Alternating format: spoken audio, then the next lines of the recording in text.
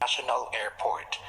To formally begin our program, may we invite the President and Chief Executive Officer of the Bases Conversion Development Authority, Secretary Vivencio B. Dizon, for his opening remarks and project briefing.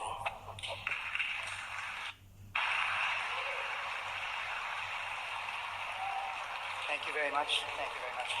Mr. President, Mayor, as we gather here tonight in this grand architectural masterpiece, first of all, please join me and the rest of our guests in thanking and honoring the more than 3,000 workers, engineers, architects, designers who built this world-class airport and has made it a reality for every Filipino.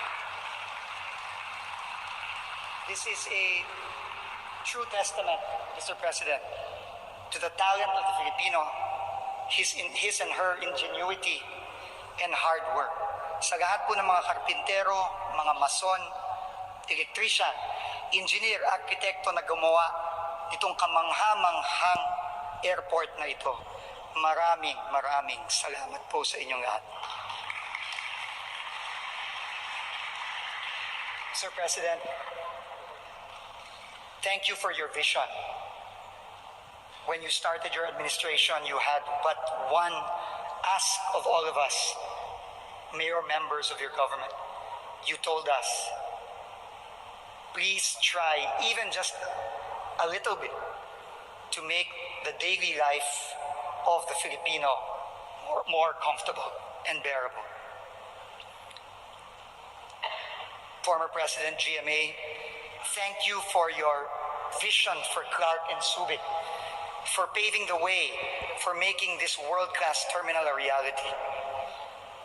To the diplomatic corps led by Ambassador Michelle Bucos, thank you very much for coming. To our Senate President and our Speaker of the House, to our senators and the members of the House of Representatives who are here, thank you very much for your support. Thank you for giving everything to make build a reality. To BSP Governor Ben Jokno, a true believer in infrastructure development, and the person who actually coined the golden age of infrastructure and gave so much support to build and Clark while he was Budget Secretary. Thank you very much, Governor Ben. To Executive Secretary Salvador Medialdea, to members of the Cabinet, especially to the twin pillars of Build, Secretary Art Tugade and Secretary Mark Villar. Mr. President, these two giants made Build a reality. Despite the doubt, despite all the criticism, despite all the naysayers, even saying that this could not be made possible within the President's term. You have brought Philippine infrastructure truly to its golden age. And I think, and I dare say, that these two gentlemen should serve the country more and should continue in whatever capacity destiny will lead them. To our provincial officials led by Governor Dennis Pineda, Nanay Baby, Pampanga, Governor Susan Yap, Governor Abet Garcia, and all our other governors who are here, to our mayors of Central Luzon, especially the Metro Clark area, thank you very much for all the support you have given Secretary Tugade and myself to make this a reality. Marami pong nagsabi na hindi natin magagawa ito, pero nandito na po para sa lahat ng ating mga kababayan, and the province of Pampanga is mighty proud to host this world-class airport. Arguably the best airport in the country. To our other local government officials led by Chairman Benher Abalos, to the mayors of the National Capital Region who are here, thank you very much for coming to Clark. Our message to you is simple. Clark is your airport as well.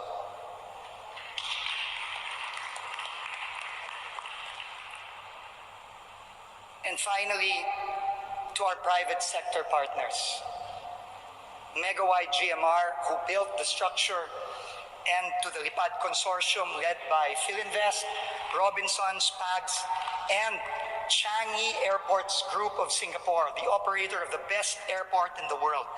Thank you very much for sharing your expertise to the national government and making this airport a reality for every Filipino.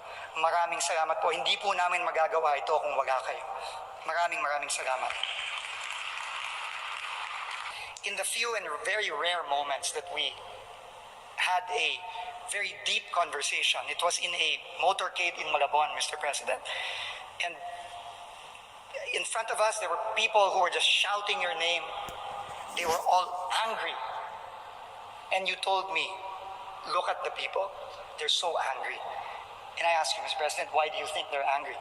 He said, because of the kind of life that they live on a day-to-day basis. A life confronted with drugs, a life where they cannot get a decent meal, a life where they cannot even get a decent form of public transport. And I remember the words that you told me that afternoon, that if we win, if you win, and you are able to just maybe alleviate that hardship, those difficulties, and make life even just a little bit more bearable for them, you would have succeeded in your presidency. I think this airport is a testament to that, Mr. President. It is a testament to what we have been trying to do in Clark, where we have tried to build a metropolis that is truly a metropolis for the people. A metropolis where people can walk safely and live the kind of quality of life and the kind of dignified life that every Filipino deserves. Where people have open spaces to enjoy.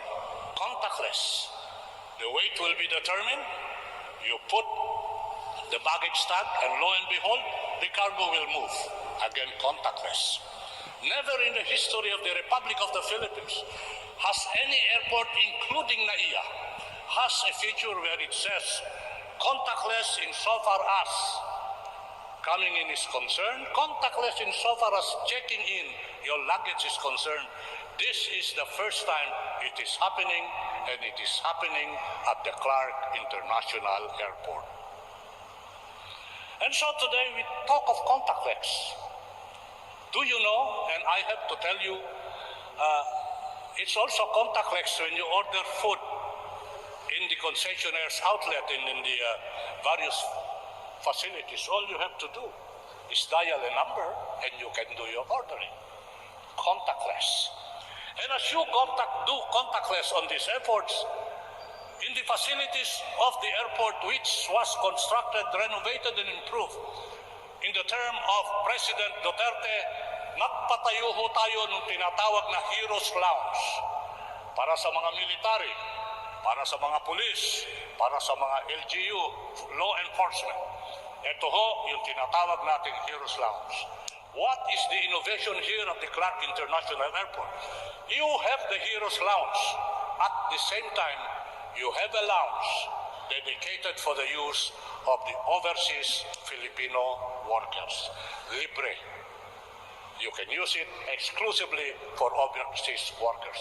This is a recognition, in fact, by this administration giving honor and prestige to the overseas workers and saying, we give you this facility, you enjoy, because in your own right, you are the modern day hero.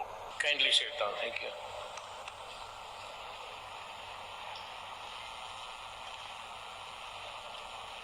President Gloria Macapagal Arroyo, Vice President Vicente Soto, Senate President, House Speaker Lord Alan J. Velasco, Executive Secretary Salvador Michel Dia, Senator Bongo, French Ambassador to the Philippines, Michel Boucou, Labor and Employment Secretary Silvestre Bellio, Health Secretary Francisco Duque, Trade and Industry Secretary Ramon Lopez, Tourism Secretary Bernadette Romulo Puyat, Transportation Secretary Arthur Tugadi, Energy Secretary Alfonso Cosi, Spokesperson Secretary Harry Roque, Chief Presidential on Legal Counsel Secretary Panelo, Presidential Assistant for the Visayas Michael Lloyd, Metro Development Authority Chairman Benjamin Abalos Jr. and gentlemen, that is the first part of my speech. I am only allowed 10 minutes, so that's 5 minutes. I have here 2 pages.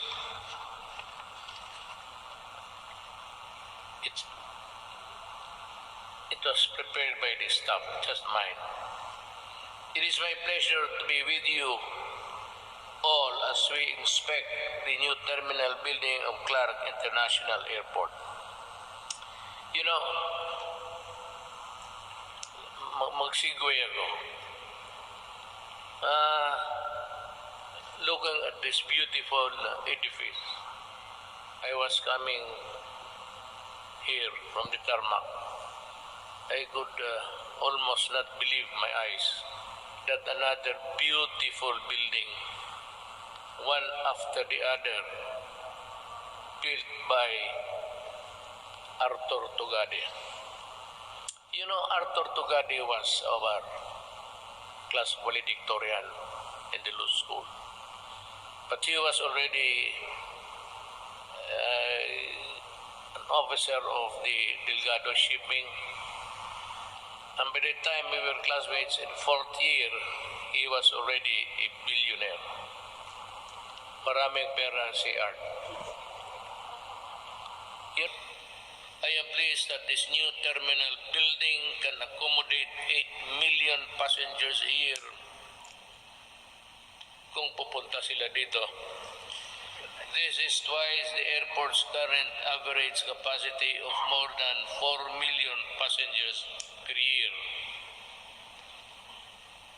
I just hope that the local economy can absorb the number of people coming to visit the Philippines.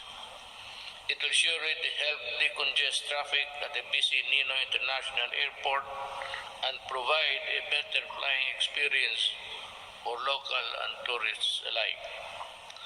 I commend the Department of Transportation, the Bases Conversion and Development Authority, and all our partners from the private sector for this massive achievement. Station's Build program is ready for the benefit of the people.